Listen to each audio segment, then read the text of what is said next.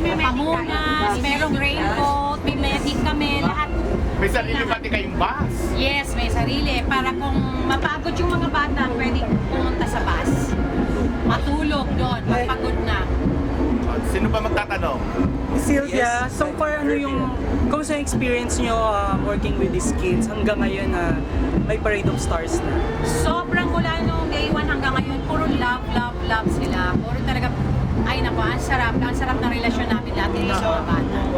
So, kasayahan, katuwaan, puro halakhakan, ganun lang. Tawanan lang, Yes, masaya tawa lang. ng tawa, masaya. Kain ng kain, di ba? Si Earl at saka si Cristel. So, ano feeling? Yung magpaparade na kayo? English, please. What's your feeling? What's your feeling? Feeling? Yeah. You're excited? You're excited, Earl? Yeah, feeling excited. One more. Happy and excited.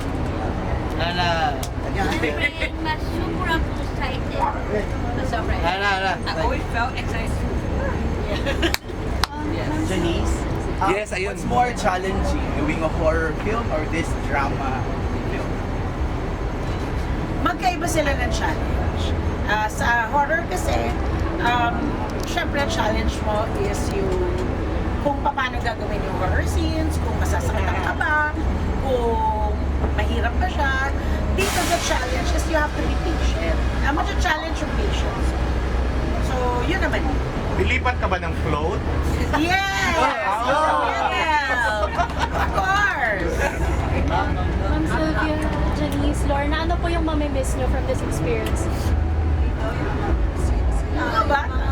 Young adults na nag-experience yung kanilang pagiging super lambing. Super, ano rin sila,